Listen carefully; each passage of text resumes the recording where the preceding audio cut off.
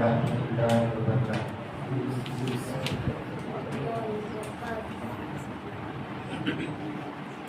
بسم اللہ الرحمن الرحیم۔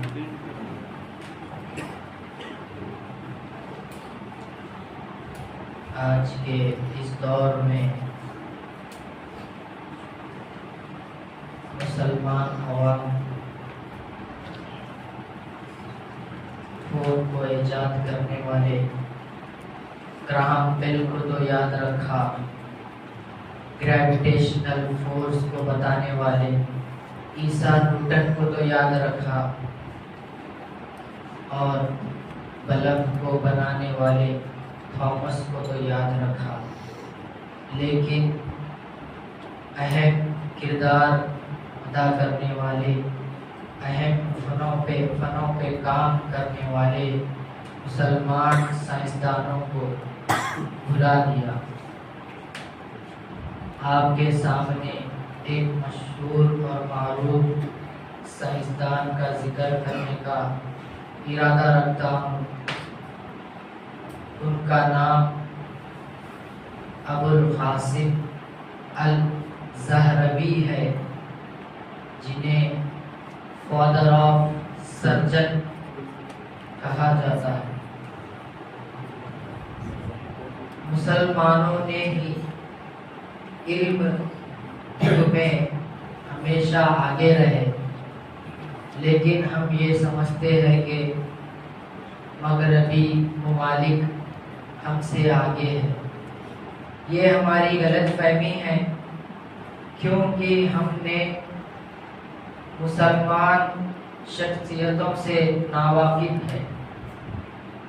مغربی ممالکوں نے ہماری تصنی سے فائدہ اٹھا کر اپنے آپ کو آگے پیش کیا۔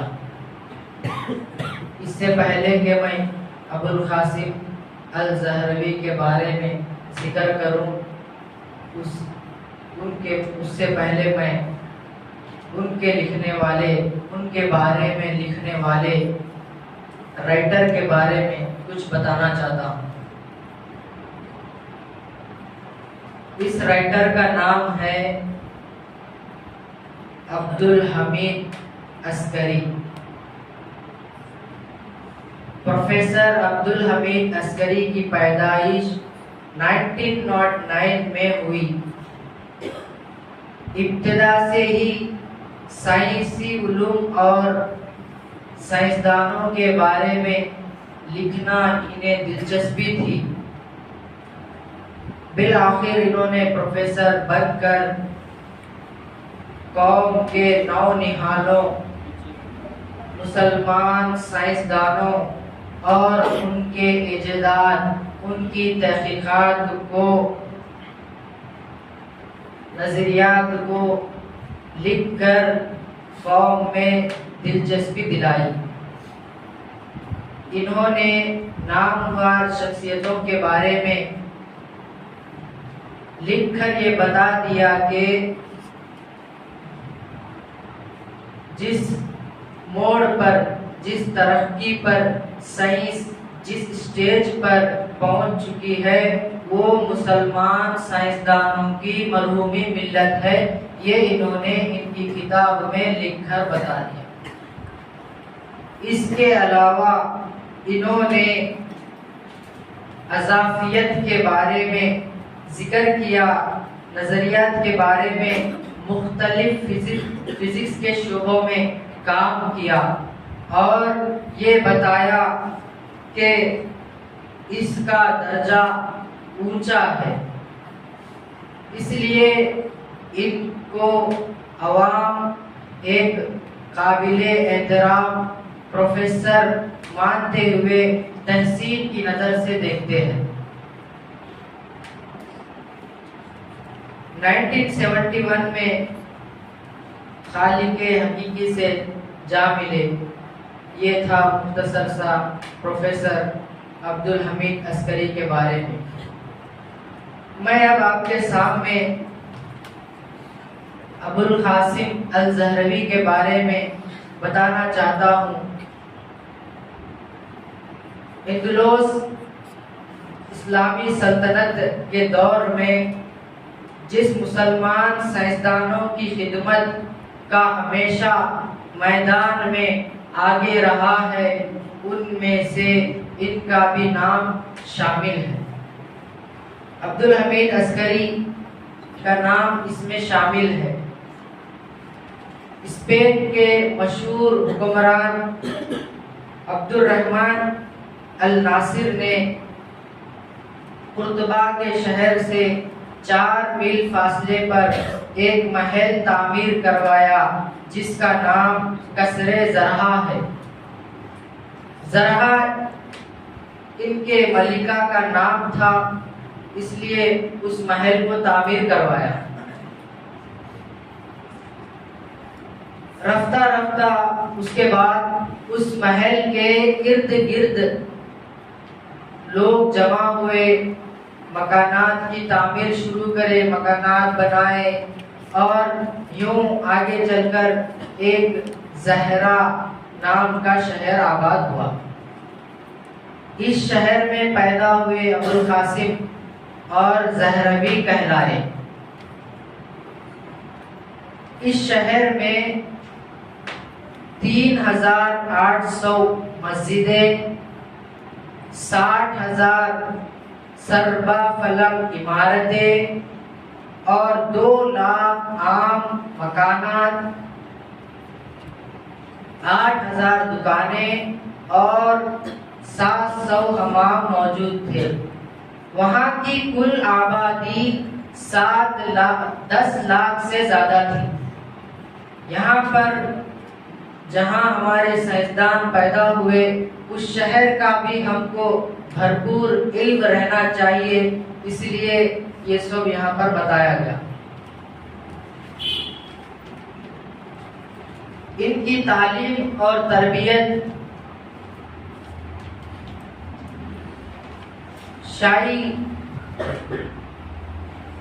شائی میں ہوئی، یعنی ان کے والدین اندلوسی تھے۔ ان کی پیدائش 1936 میں الناصر کے نگرانی میں ہوئی اور ان کی تعلیم دارالسلطنت کی شاہی لائبریری میں ہوئی۔ اس لائبریری میں 2 لاکھ سے زیادہ کتابیں تھیں اور اس شہر کے قرطبہ کے شہر کے مشہور یونیورسٹی میں مختلف مضامین کے ٹیچرز موجود تھے اور تاریخ اور تحقیق کا کام کامل کو پہنچا تھا۔ اس کا ابوالقاسم زہروی نے بھرپور استفادہ اٹھایا اور اپنی تعلیم مکمل کر لی۔ تعلیم مکمل کرنے کے بعد انہوں نے شاہی شفا خانے میں مسلسل رہ گئے۔ بالآخر انہوں نے اپنے ایجادات کو شروع کیا، اپنے کام کو شروع کیا اور علم جراحت حاصل کی، یعنی سرجری کے بارے میں مکمل طور پر کام کیا۔ موجودہ زمانے میں علم علاج کے 2 طریقے ہیں۔ ایک طریقہ وہ ہے جو بالدوا، یعنی دوا کے ذریعے کیے جانے والے علاج کو بالدوا کہتے ہیں۔ دوسرا وہ ہے جو بال جراحت، یعنی سرجری کے ذریعے جو علاج کیا جاتا ہے اس کو بال جراحت کہتے ہیں۔ انہوں نے شاہی شفا خانے میں رہ کر ایک ایسی کتاب لکھی جس کے 2 جلدیں ہیں۔ اس کتاب کا نام التشریف ہے۔ اس کے 2 والیوم میں سے اکثر اس کا حصہ سرجری پر ہے اور بہتر اس کا آدھا حصہ میڈیسنز کے اوپر ہے۔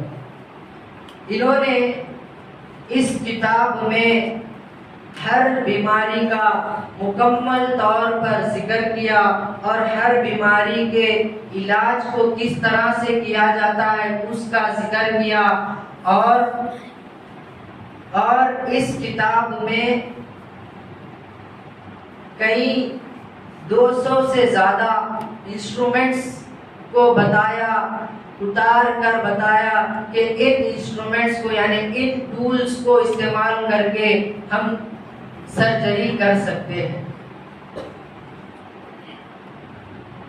اور ایسی کتاب کو جب یورپی ممالک کو پتہ چلا تو اس کتاب کو انہوں نے اپنے یونیورسٹی میں بطور نصاب کے داخل کیا۔ اس کتاب میں تفصیل سے لکھے جانے والے چند بیماریوں کا علاج بتایا گیا ہے، جیسے کہ دانت نکالنا، آنکھوں کا آپریشن کرنا، حلق کا کوا کاٹنا، مثانوں میں سے پتری نکالنا، بواسیر کے مثانوں کو کاٹنا، خنازیر کا آپریشن کرنا، ٹوٹی ہوئی ہڈی کو جوڑنا، اور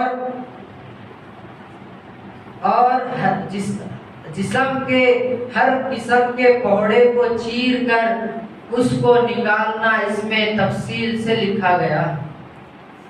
اس کے علاوہ اس کتاب میں حالات سرجری یعنی کساتیر، مقامول، اسنان، محقن وغیرہ کا تفصیلات بھی موجود ہے۔ یہ جو لفظ ہے آئی تھنک عربی لفظ ہے۔ اس کتاب کو لکھ کر دکھانے والے کوئی اور نہیں تھے، وہ مسلمان تھے۔ وہ مسلمان سائنسدان تھے جو آج ہم بھلا چکے۔ آج ہم یہ سمجھتے ہیں کہ اس سائنسدانوں کے پیچھے مغربی ممالک ہے، جو بھی چیز بن کر آ رہی ہے اس کے پیچھے مسلمانوں کا بھرپور ہاتھ ہے۔ مسلمانوں کیے گئے ایجادات کو لے کر انہوں نے اپنے آپ کو آگے رکھا۔ اس خدمات کو زہروی جو خدمات انجام دیے، اس خدمات کو مغربی ممالک کامل حیثیت سے مانتی ہے، ان کو کامل حیثیت سے مانتی ہے۔ اس مشہور اور معروف سائنسداں کا انتقال 1013 AD میں ہوا۔ اب میں ان کے کتاب کے بارے میں جو پہلے تو عربی میں تھی، پھر اس کے بعد کون سے لینگویجز میں اس کو ٹرانسلیٹ کیا گیا اور کب تک یہ کتاب چلتی رہی، اس کے سلسلے میں بتانا چاہتا ہوں۔ حقیقت یہ ہے کہ سرجری حاصل کیے التشریف لاطانی میں 1497 میں اس کو لاطانی میں ونس سے شائع کیا۔ اس کے بعد اس کے مختلف ایڈیشن بھی شائع ہوئے، اصل ایڈیشن کے تصویریں بھی شائع کی گئی۔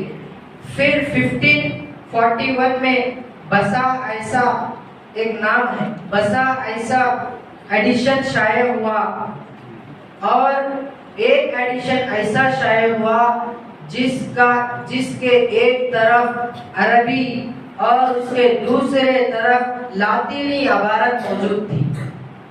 اس کتاب کو 19ویں صدی تک چلایا گیا۔ پھر 1881 میں لاکارک ایک رائٹر کا نام ہے جو اس کا ترجمہ فرانسیسی میں کیا۔ یہ کتاب 19ویں صدی تک چلتی رہی، اور اس کتاب کو یورپی ممالک نے اپنے نصاب میں، اپنے یونیورسٹی میں، اپنے کالجوں میں بطور نصاب کے چلایا۔ جب بھی مسلمانوں نے طب کے میدان میں مغرب پر فوقیت حاصل کر رکھے ہیں، بعض مسلمان سائنسدان ایسے ہیں اہل یورپ ان کے گرد کو بھی نہیں پہنچے۔ یہ سب مسلمان سائنسدانوں کے کارنامے ہیں جو ہم انہیں بھلا چکے۔ اب تک یہ تیسرے سائنسدان ہیں جو فادر آف سرجری کہلائے۔ ہم اپنے مسلمان سائنسدانوں کو تو بھلا دیے، لیکن ہم دوسرے سائنسدانوں کو ان سے فوقیت کرتے ہیں۔ ہمیں چاہیے کہ ہم ہر ایک سائنسدان کے بارے میں تحقیق کریں، ہم ہر ایک کے بارے میں تحقیق کریں۔ ہماری عمر جو ہے ان کی تحقیقات کرنے میں اور ایسے کچھ اور ایجادات کرنے میں اور قوم کی خدمت کرنے میں لگانے کے لیے وقت چاہیے۔